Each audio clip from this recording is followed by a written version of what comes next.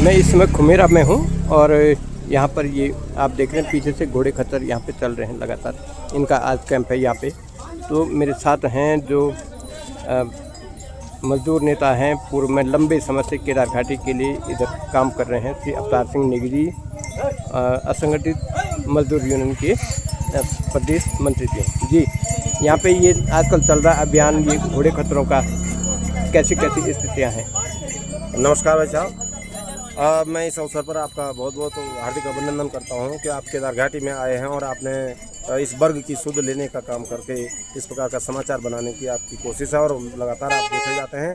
इसके लिए आपका बहुत बहुत धन्यवाद। और इस संबंध में मुझे सिर्फ इतना ही कहना है कि बाबा केदार के कपाट 22 तारीख को खुलने वाले हैं इस वर्ष 2026 की यात्रा काल के लिए। और सभी लोगों में एक प्रकार की आस और उल्लास है कि यात्रा आएगी और यात्रा से हम लोगों की रोजी रोटी सृजित होगी।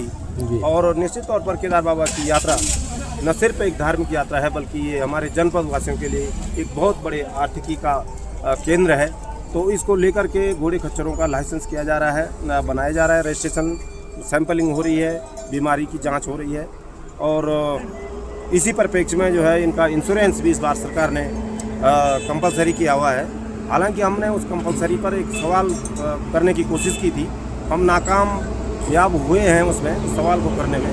हमारा सवाल था कि हमारी जो घोड़ा खच्चर वर्ग है वो बहुत गरीब है, बहुत बड़ा गरीब तबका है। उसको वर्ष भर जो है घोड़ा पालना पड़ता है और वर्ष भर पाल करके उसको 2 महीने की यात्रा के लिए तैयार करना पड़ता है। तो घास भूसा इत्यादि, उसके चना गुड़ इत्यादि की जो महंगाई का दौर है उसमें उसको जो है उसको बड़ी आर्थिक का संकट का सामना करना पड़ता है।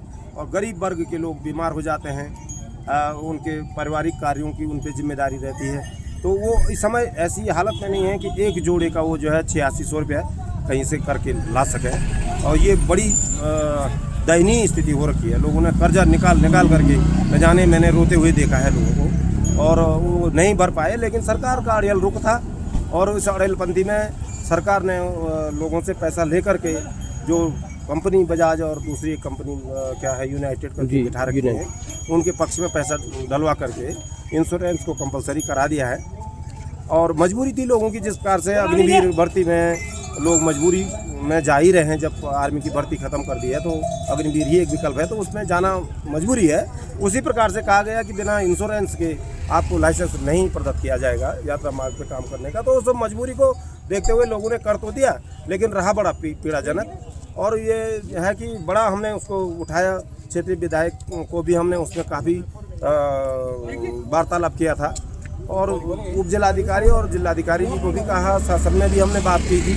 और हमारे जो मुख्य ये जो हमारे पशुपालन मंत्री है सौरभ भगुना जी, उनके तक भी हमने बात करी। इवन दिन की इसको हमने विधानसभा में गैरसैंण के सत्र में भी इस क्वेश्चन को उठाने का कोशिश किया। हमारा कहने का तात्पर्य ये था कि जो पशुधन बीमा योजना थी सरकारी, भारत सरकार से अनुदान दिया जाता था, तो वो उसको बरकरार रखना चाहिए था। लेकिन अब ये भाजपा सरकार है तो ये तो कुछ भी कर सकते हैं। अब क्या कह सकते हैं इस विषय में, यही है कि सब कुछ को भूलते हुए हम तो सारी बातों को भूल के, इसमें जैसे कई बार ये बात उठती है कि स्थानीय घोड़े खच्चरों को ही प्राथमिकता मिलनी चाहिए। अब ये इस बार इन्होंने जो माननीय उच्च न्यायालय का संज्ञान था, आदेश था कि भाई आप जो है एक लिमिट से ही वहाँ पर घोड़ा चलाएंगे, क्योंकि गौरीकुंड से केदारनाथ तक जो यात्रा मार्ग एक सीमित दायरे में है, वो उसका भौगोलिक क्षेत्रफल सीमित है। उसमें कितने घोड़े आप चला सकते हैं, घोड़े की लंबाई कितनी होती है, वो मार्ग पे इस प्रकार से कितने घोड़े चल सकते हैं, उसके मद्देनजर रखते हुए सरकार न्यायालय ने आदेशित करा था कि 5000 घोड़े, बल्कि 4000 कर रखा है। लेकिन प्रशासन ने सामान की मजबूरी को देखते हुए 5000 तक कर दिया था। लेकिन अब यहाँ तो बिजनेस खोल दिया गया है 3500 रुपया बजाज के लिए और यूनाइटेड के लिए। तो इसमें कितने घोड़े वहाँ जो है 4-5 हज़ार घोड़े वो लोकल हैं। हाँ, बिल्कुल जनपद के अंदर 4-5 हज़ार घोड़े हैं ही हैं और जनपद के ही निवासियों के वो संचालित हो रहे हैं। लेकिन अब इन्होंने इस बार तो संख्या बढ़ा दी है। मुझे लगता है जो बाहर से आते हैं, नजबाबाद या जम्मू से, इधर से घुसपैठ है और अनाधिकृत तौर से भी घोड़े चलते हैं। और अनाधिकृत मतलब जिनको बिना लाइसेंस के भी वहाँ आधे से अधिक घोड़े बिना लाइसेंस के।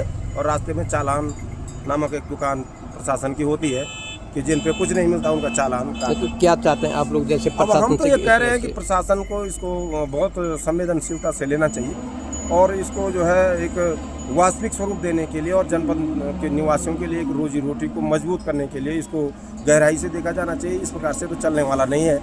ये तो बहुत ही अनेरगर्दी हो गई है कि आप बोलते 5,000 हैं और भर देते हैं वहाँ 20 और 25,000 घोड़े, तो रोजी रोटी का पतन हो जाता है। जो सरकारी दरें हैं वो गिर जाती हैं, उस पर किसी का घोड़ा नहीं जाता है जब वहाँ चौगुने घोड़े भर जाते हैं। तो प्रशासन पूर्ण रूप से फेल है। मेरा कहने का ये है कि मैं कह रहा हूँ कि प्रशासन विगत कई वर्षों से यात्रा को चलाने में पूर्ण रूप से फेल है।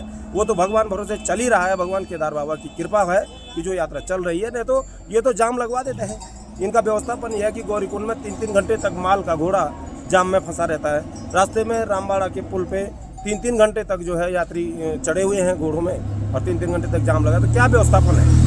व्यवस्थापन तो फेल है, लेकिन बाबा केदार की कृपा से चल रहा है और बढ़िया चलेगी। आशा है कि आगे भी चलता रहे। ना आप सब लोगों के सहयोग से और प्रशासन के साथ।